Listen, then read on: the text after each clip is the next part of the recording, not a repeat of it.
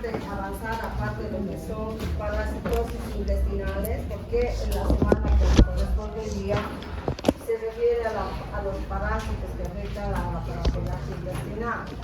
Ya habíamos hablado de varios la anterior semana, hoy vamos a terminar con 6 más, ¿no? Y vamos a hacer énfasis en la parte de lo que son estos parásitos que se caracterizan por un síntoma grande. Todos ellos producen diarrea. Todos ellos pueden tratarse a partir de fármacos denominados ibendazoles. Pueden utilizar albendazol, mebendazol. Muchos de estos parásitos pueden producir patologías cosmopolitas. Eso quiere decir que a partir de lo que son algunos platemitos, por ejemplo, o algunos gusanos redondos como los oxiuros o los ascaris, pueden producir migración hacia ciertos órganos vecinos, pulmón, hígado, páncreas, la parte de lo que es intestino grueso, intestino delgado. Muchos de ellos, una característica especial que tienen es que la mayor parte de estos parásitos se encuentran a nivel de alimentos que están contaminados, a nivel de agua que está contaminada, por heces, por larvas, por huevos de estos parásitos. Eso es lo común que van a tener. Pero siempre hay alguna diferencia de estos parásitos porque no todos llegan a producir sangrado. Algunos de ellos se instalan en el intestino y muchos de ellos o salen por la nariz, o salen por la boca, o salen por el ano, ¿sí? Entonces, uno de estos organismos es la Trichuris trichura. Entonces, o llamado también patología de la trichorreasis o la tricocefalosis también. Ese es el otro nombre que tiene. Esta también es una enfermedad parasitaria que está causada principalmente por infestación. Eso quiere decir que va a producir problemas de infección a nivel de lo que es el intestino grueso. Este parásito que va a producir este tipo de patología normalmente se caracteriza por un parásito denominado Trichuris trichura. Epidemiológicamente, la Trichuris trichura también habita en zonas tropicales, en zonas donde el ambiente es húmedo. La época en la que estamos actualmente ahorita es propensa a producir diarreas de viajero en ustedes que van de un lado a otro, ¿sí? Estamos en un ambiente demasiado caliente. Aunque dicen que aquí en una semana van a bombardear, vamos a estar calientes y húmedos. Imagínense qué parásitos van a aparecer y qué gusanos van a estar a nivel de la tierra húmeda. ¿Se dan cuenta? Entonces, este parásito es el tercer gusano o la tercera lombriz que habita en el intestino grueso del hombre. ¿Ok? Por tanto, entonces, una cuarta parte o la mitad de la población, casi la mayoría de ustedes, tiene este parásito en su aparato digestivo. La mayor parte. Y la forma en la que va a predominar es en forma leve. No va a presentar sintomatología, a no ser que ustedes le den una condición que altere esa normalidad a nivel de lo que es el intestino grueso, ¿sí? El hecho de que coman, por ejemplo, una comida mal cocida, el hecho de que coman alimento mal lavado, son condiciones que van a ayudar para que usted diga, wow, me están alimentando, y despierte. ¿Se dan cuenta? Entonces, la transmisión ascaris oxiuros es oro-fecal, ¿sí? Entonces, esta transmisión se hace a través de huevos embrionarios. Eso quiere decir que estos huevitos van a ser depositados a nivel de agua, a nivel de los alimentos que son sembrados en la tierra, ¿no es cierto? Y que obviamente están contaminados con materia fecal. Se dice que es una parasitosis geofágica. ¿Por qué? Porque normalmente se transmite de boca a boca. Cuando ustedes besan a su querido amor, a sus amores de sus vidas, transmiten este vectorcito, igual que la herpes simple, ¿ok? El agente etiológico es la Trichuris trichura. esos besos apasionados que se dan, imagínense, la transmisión de saliva con saliva conlleva eso, ¿no? Me están viendo acordar lo que he visto la otra noche. Yo, por Dios, tanto quieren comerse, he dicho ñam ñam, ese mirado siempre largo. Entonces, el agente etiológico de esta parasitosis es la Trichuris trichura, o lo que es el tricocéfalo, ¿ok? Se encuentra en 3 estadios, huevitos, larva, ¿no? Y especialmente estos huevitos van a encontrarse similares a las pepitas que tiene el limón chiquitito, tiene esa misma apariencia, ¿ya? Son similares a eso, o formitas de barril, que llegan a medir más o menos entre 20 a 20, de 20 por 25 micrómetros de ancho. Tiene 2 tapones mucosos, eso quiere decir que dentro de estos huevitos embrionarios vamos a encontrar pequeñas larvas que van a estar en proceso de desarrollo. Existen 2 sexos, hay una Trichuris hembra y otra Trichuris macho, ¿no? Entonces los machitos siempre son los más chiquititos, las hembras agarran y se los comen, los hacen titiria, ¿no? La desventaja que tienen los machitos es que como son pequeñitos, estos van a ser largos, afilados y van a tener la forma de un látigo. Ustedes agarran, hace esto, ¿no? Entonces la hembra no, la hembra va a ser más grande, va a tener prácticamente un extremo. Fíjense que el recto, en cambio la parte de la otra extremidad que tiene el macho siempre está enroscada, ¿no? Y obviamente de todo el intestino grueso, el macho solamente ocupa 1/3 y la hembra ocupa los 2/3. Es más autofágica la hembra, eso quiere decir es más territorial, no le deja al machito avanzar. Aquí te quedas y aquí te quedaste, ¿no? Si avanza ya está, se lo come, ¿no? ¿Cuándo se lo come? Cuando el macho y la hembra deciden copular, copulan y la hembra se lo digiere y desaparece, chao macho, ¿no? El ciclo de vida comienza principalmente con la colocación de estos huevitos en la tierra, que son depositados a partir de las heces de la misma persona que va y desecha sus heces en el campo, en la tierra, ¿ok? ¿Qué pasa? Caminamos sin sandalias, sin zapatos, o el simple hecho de que un agricultor esté trabajando la tierra hace de que la tierra con la caquita contaminada contamine la manito de la persona, y como el agricultor no está acostumbrado a lavarse la manito para comer ahí, solito agarra y se mete en la boca, ¿ya? Entonces entra por la boca a través de lo que es el aparato digestivo, pasa un periodo de 3 a 8 semanas para que prácticamente ingrese a nivel de lo que es el intestino grueso. Entra directamente a las glándulas del Lieberkühn, o las válvulas del Lieberkühn, en los pliegues que están separando las válvulas normalmente conviventes, que nosotros llamamos a nivel de lo que es el intestino grueso, ¿no?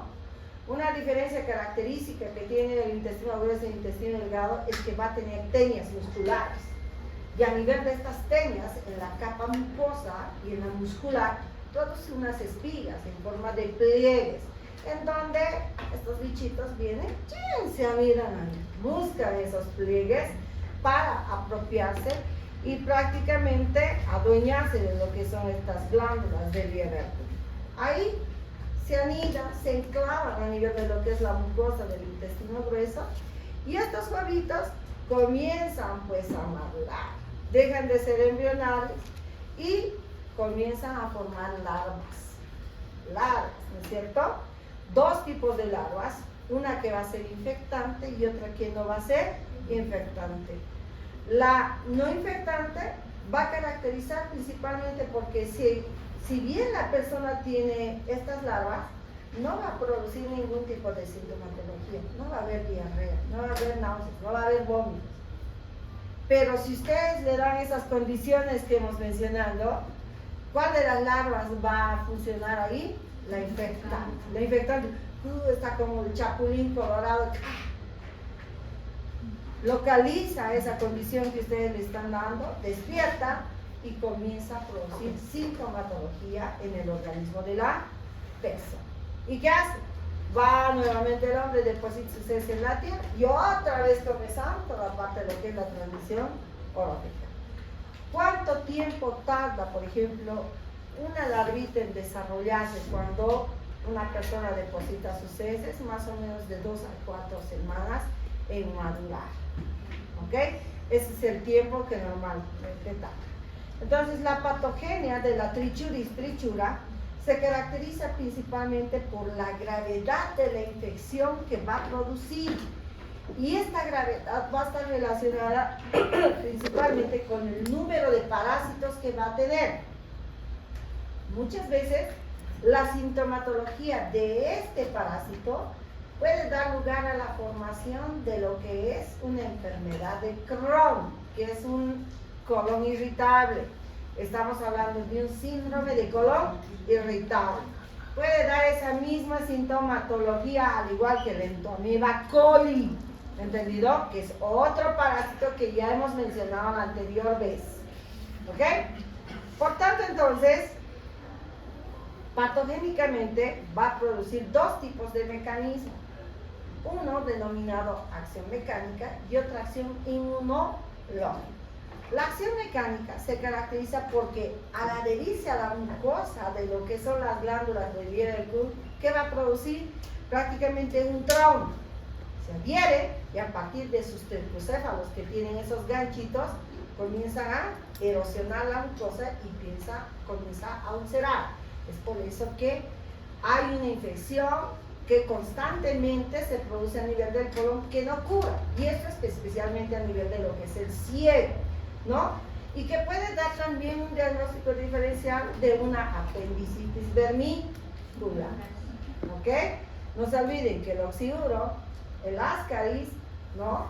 Da la misma sintomatología, y miren quién más está dando esa misma sintomatología, ¿se dan cuenta? Entonces, produce ese trauma, produce esa úlcera, y si esa infección va a seguir progresando, la diarrea ya no va a ser pastosa, va a ser líquida y va a producir borramiento de lo que son las microvellosidades intestinales a nivel de lo que es el intestino delgado. Por tanto, esta mucosa que se encuentra a nivel del intestino grueso va a causar edema, inflamación a nivel de lo que es el colon y una hemorragia petequial que normalmente va a estar relacionado con la pérdida de sangre de más o menos de 0.05 ml. Pero lo más llamativo es que la sangre que se pierde no es a nivel de la mucosa del intestino grueso, sino a partir del pegamento que tiene la lombriz a la mucosa, porque la lombriz empieza a sangrar juntamente con la mucosa. ¿Sí? Eso quiere decir, han debido ver un gusanito que entra a la manzana. Cuando entra el gusanito a la manzana, escarba túneles para caminar. Y este parásito hace lo mismo en el intestino grueso. Escarba la mucosa, se pega, y al quererlo despegar, va a producir sangrado, no solamente de la mucosa, sino también a partir de él, porque vive de la sangre que está circulando. ¿Entendido? Por tanto, entonces, va a producir una obstrucción a nivel del orificio de entrada del apéndice, y otra vez, esta pequeña pérdida de sangre va a dar lugar a la formación de una anemia hipocrónica. Muchos de estos pacientes pueden presentar una, como les digo, una debilidad marcada, ¿sí? O en algunas ocasiones pueden presentar una piel amarillenta, con ictericia leve, no bien marcada, como el hecho de producir la pérdida de hemoglobina. Ahora, la parte de las reacciones inmunológicas van a estar prácticamente dirigidas a la acción que van a producir estos parásitos a nivel de lo que son las linfocitos T, ¿ya? TH2, decimos. Por tanto, entonces, estas van a producir citocinas L, las interleuquinas L4, L5 y los antígenos, ¿no? Que obviamente reaccionan con la parte de lo que es el sistema de complemento. Dime, Camil. Pregunta, en este caso, las deposiciones de la persona que contraiga esto podrían ser amarillentas. No, porque no hay producción abundante de bilirrubina. Solamente hay pérdida de sangre a partir de la pared y de la lombriz que está ahí, ¿ya?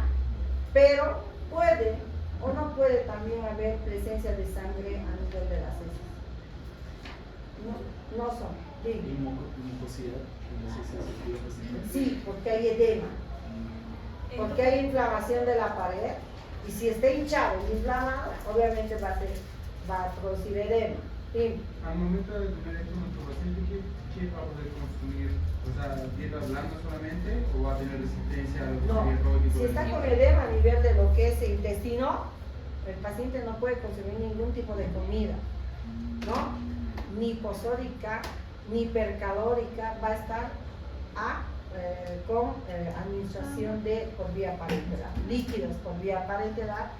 Para, uno, compensar la pérdida de sangre, tienen que reponer electrolitos, sodio, potasio, tienen que controlar esa pequeña anemia hipocrómica que se está produciendo con la administración de vitamina C, complejo B. ¿Cómo está?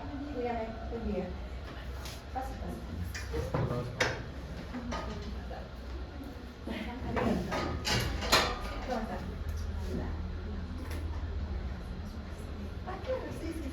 Ya.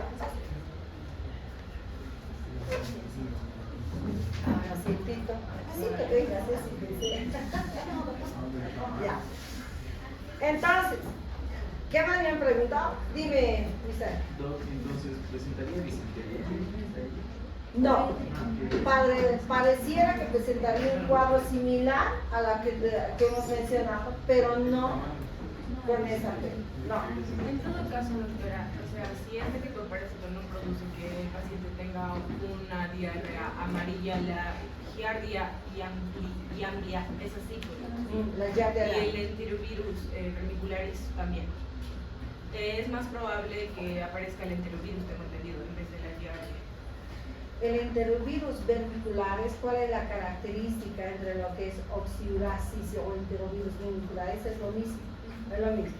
¿Cuál es la diferencia que existe en la forma de la diarrea que se está produciendo acá? Como he dicho, si bien se produce diarrea, pero está acompañada de moco. ¿Sí? En esta, no. ¿Por qué? Porque hemos dicho que a nivel del colon se edematiza la parte de la mucosa. ¿Sí? ¿Qué hace esa parte de la edematización? Produce irritación. El hecho de producir irritación va a hacer que el orificio del apéndice se obstruya y va a producir sintomatología similar a una apendicitis. Una apendicitis, ¿por qué se caracteriza? Por dolor. ¿El dolor viaja en forma de qué? Me duele aquí, a nivel de fosa ilíaca derecha. ¿Cuál es el signo mediante el cual yo puedo diagnosticar una apendicitis? Palpo a nivel de lo que es el orificio apendicular, el signo de McBurn, ¿sí? Ese signo de McBurn es un signo semiológico que normalmente nosotros tomamos para la parte de lo que es el examen, de lo que es el apéndice. Si yo toco, está normalmente a nivel de lo que es fosa ilíaca derecha, 2 centímetros de lo que es la espina ilíaca superior, y una línea paralela que está viniendo hacia el ombligo. ¿Entendido? Si yo hago 2 traveses de dedo a ese nivel y le digo al paciente, respire profundo, haga suelte, y el paciente va a gritar. ¿Sí? Entonces, si mi paciente me da esa sintomatología, el dolor característico va a ser el dolor. ¿Qué más va a producir en una apendicitis? Dime. Yo tengo una duda. Esto, o sea, por la inflamación, ¿puede mediar una enfermedad de Crohn o solo sería como un diagnóstico diferencial? Diferencial, no media. Cuando dices puede mediar, estás relacionándolo. Eso quiere decir que puede ser factor que predisponga a eso. No es un factor. Puede dar la misma sintomatología que en una enfermedad de Crohn, por el edema y la inflamación peritoneal que se está produciendo. ¿Ok? ¿Qué más? ¿Qué otros signos y síntomas acompañan a una apendicitis?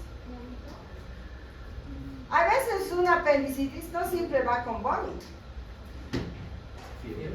Fiebre puede o no puede también aparecer fiebre. No es un síntoma fidedigno. ¿Qué más? Los exámenes de leucocitosis. De laboratorio hay una leucocitosis, obviamente. ¿Qué más?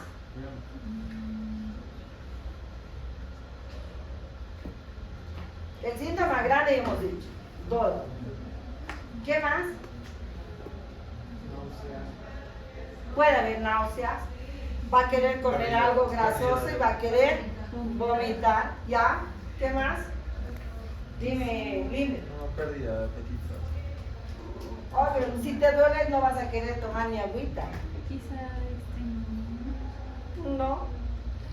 Ahora, el hecho de, por ejemplo, de retención de líquidos, por ejemplo, el hecho de que consuman ustedes alimentos que contengan semillitas pequeñitas, como el kiwi, el hecho que consuman mucho locoto, mucho tomate que contiene semillitas pequeñitas, hace de que a nivel de lo que es el apéndice, estas semillitas produzcan una obstrucción del mismo apéndice. No se olviden que el apéndice mide 10 centímetros y tiene forma alargada, similar a la colita del chancho. Si ese saquito se llena de semillitas, ¿qué pasa? No hay lugar por donde pueda salir, ¿sí? Entonces, ¿qué pasa? Como no hay forma de salir, comienza a inflamarse la pared, comienza a producir irritación peritoneal. Si, por ejemplo, yo tengo un paciente que me llega con esta sintomatología al hospital, dolor, irritación, porque a la palpación no se va ni dejar tocar, ¿sí? Muchas veces hasta puede confundirse con cuadros similares a un fecaloma. El hecho de que estrangule la parte de lo que es el hilo, eso quiere decir que forme una coladura a nivel de la colita del intestino, puede dar la misma sintomatología. ¿Cómo me voy a dar cuenta entre lo que es un fecaloma y un apéndice? Mediante la parte de lo que es el plastón esternal, ¿sí? Eso quiere decir que esta parte de lo que es el flanco derecho va a volverse de color violáceo. Y ustedes cuando toquen van a poder evidenciar objetivamente esos signos que son característicos de eso. ¿Entendido? En una apendicitis normal no hay. Cuando, por ejemplo, le llega un paciente que viene con esta misma sintomatología y cursa con un, por ejemplo, con un problema de urgencia, lo primero que deben hacer, ahorita ustedes deben decir, cirugía, doctor, le operamos. ¿Ustedes creen que pueden operar a un paciente que tiene apéndice así cuando viene con sintomatología de forma inmediata? Si tiene leucocitosis, como ha mencionado Mauricio, ¿qué harían? ¿Qué hacen ustedes cuando les llega un paciente con esa misma sintomatología y en esas condiciones que les estoy mencionando? ¿Lo operan directo? Ya le hacen una ecografía, la ecografía les dice sí, hay inflamación de pared, está comprometida la parte de lo que es apéndice. ¿Qué más le hacen? Ya le han hecho laboratorio con leucocitosis. ¿Qué más le hacen?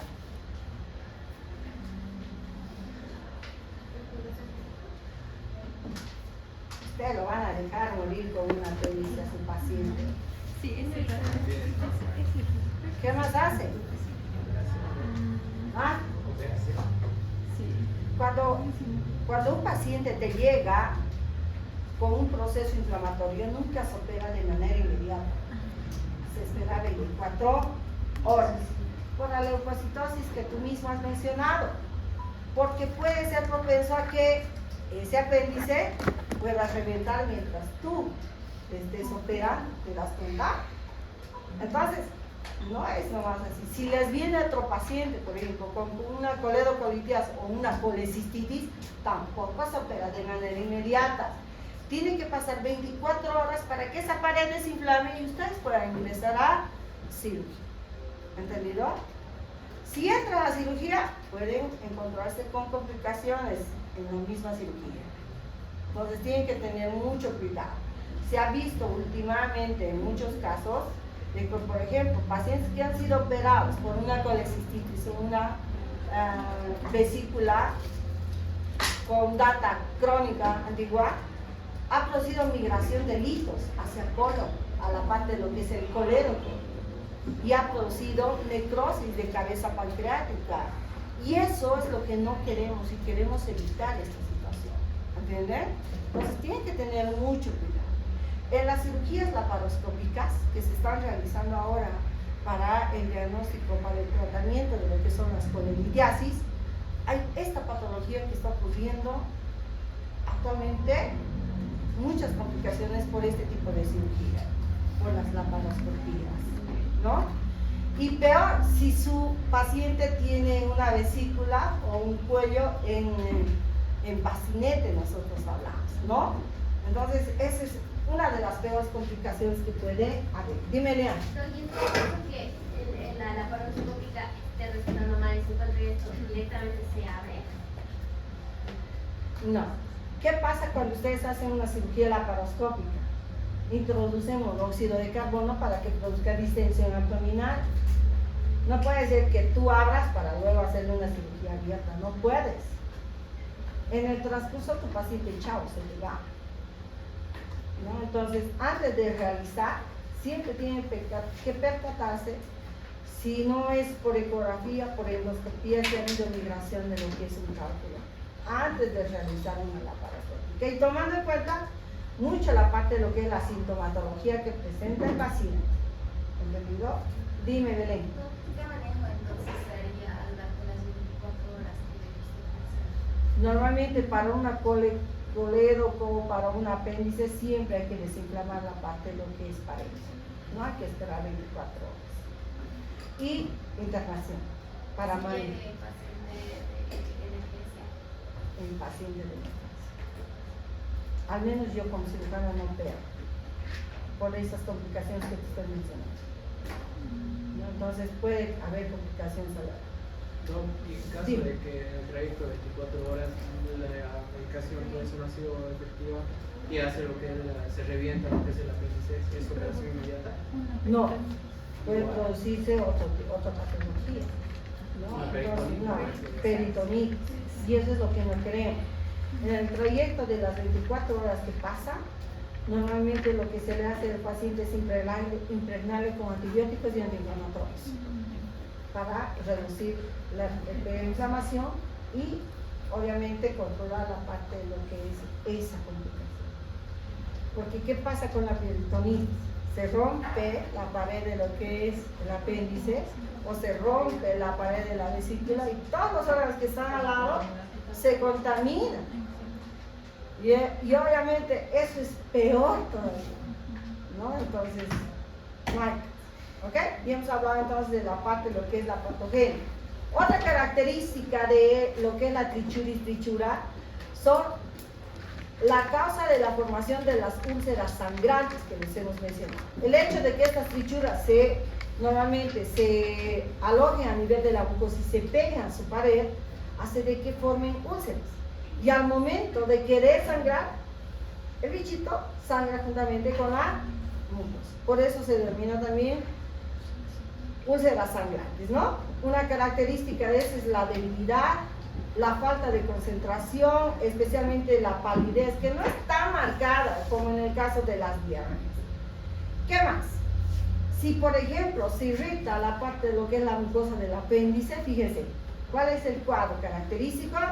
La apendicitis. ¿Qué otros parásitos nos da la apendicitis? El enterovirus. ¿Qué otro más? La Giardia lambda. ¿Qué más era? Acuérdense. El ¿De qué es dichosoma hablar otro día? El hematodio, ¿ok? Entonces está relacionado con eso. Ahora, una alteración que se puede, como a la trichura le gusta vivir a nivel de lo que es el intestino grueso y estar más o menos a la salida de lo que es el canal, de lo que es el ano y el recto. Entonces, ¿qué pasa? Este actúa a nivel de lo que son las terminaciones nerviosas, ¿no es cierto?, de estos dos segmentos. Y la persona tanto pujar puede producir la salida del recto, un prolapso rectal, ¿ok? Esa es otra complicación que prácticamente tanto evacuar produce flacidez. Y el hecho de producir eso hace de que el recto salga juntamente con lo que está evacuado. Y es frecuente normalmente en personas, por ejemplo, que son, que tienen normalmente, se me olvidó ahorita,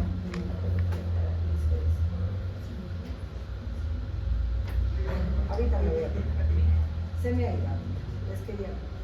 Entonces fíjense la característica de los huevitos embrionarios que están acá, ¿no? La presencia, miren, de estos mismos parásitos a nivel de lo que es el intestino grueso, ¿no? Y la diferencia que hay entre hembras y machitos, ¿ok? ¿Cuál es el cuadro clínico? Hemos dicho que produce dos tipos de cuadros, uno asintomático y otro sintomático. El asintomático estaba relacionado con qué tipo de larva? Cerrada. No infectante, ¿no? Entonces, cuando no es no infectante, es leve. Entonces, no hay carácter, no presenta signos, no presenta síntomas. ¿Qué necesita para que presente síntomas y signos? Factores que predispongan, ¿no? Para que, obviamente, se vuelva un cuadro clínico ya sintomático. También existe un cuadro clínico que es moderado. Normalmente se caracteriza por un dolor abdominal de tipo cólico y en algunas ocasiones puede acompañarse de diarrea ocasional, ¿no? No siempre es frecuente, pero cuando hablamos de un cuadro clínico masivo, ya nos estamos hablando similar al cuadro clínico que ha mencionado Mauricio hace ratito, que era una crisis desfintérica. Entonces la disentería se caracteriza por diarreas líquidas y muchas veces acompañadas de sangre. No solamente moco, sino también sangre, ¿ok? Luego, esta puede complicarse también con la parte que hemos mencionado hace ratito. Pueden presentar úlceras sangrantes, pueden presentar prolapso rectal y tanto pujar produce el colapso, puede producir tenesmo, ¿sí? Y aumento del meteorismo intestinal. Cuando la infección es intensa, fíjense aquí en las imágenes. ¿Qué puede producir a nivel de los otros sistemas? Por ejemplo, a nivel del sistema muscular, cuadros de hipotonía, ¿no? Especialmente en los músculos que están formando parte de lo que es el piso del perineo. Por eso el prolapso rectal. Tanto pujar pues han debilitado las fibras musculares. ¿Qué músculo mantiene al recto ahí en su posición? ¿Qué músculo recuerdan del piso del perineo? Ahí les voy a hacer volver a anatomía si no me contestan. A la doctora Miranda, aquí me voy a quejar. No me contestan, doctora anatomía. ¿Qué músculos forman parte del piso del perineo? Acuérdense que hay dos triángulos a nivel del piso del perineo, el urogenital y el anal. Entonces, ¿qué músculos tenemos ahí en el urogenital? ¿Cuántos orificios tiene el hombre? Dos. ¿Cuántos orificios tiene la mujer? A ver, díganme los orificios de la mujer. La uretra ahí. El hombre y el ano. Ahora acuérdense que porque el ano pues no va a estar sueltito, ¿no ve?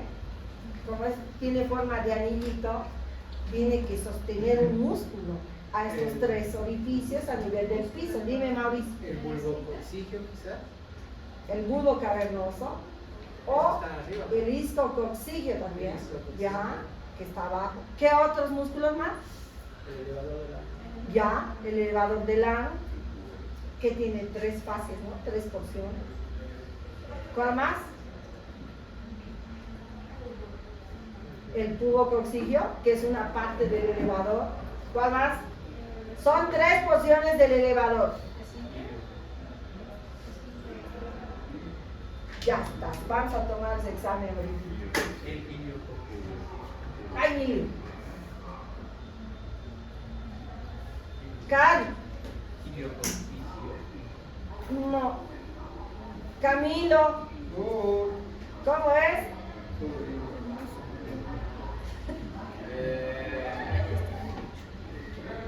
A ver, Fabricio. Los músculos internos y externos del esfínter del ano. Ya, pero esfínter, afuera y adentro del ano. Ay, Del piso estamos hablando, del piso.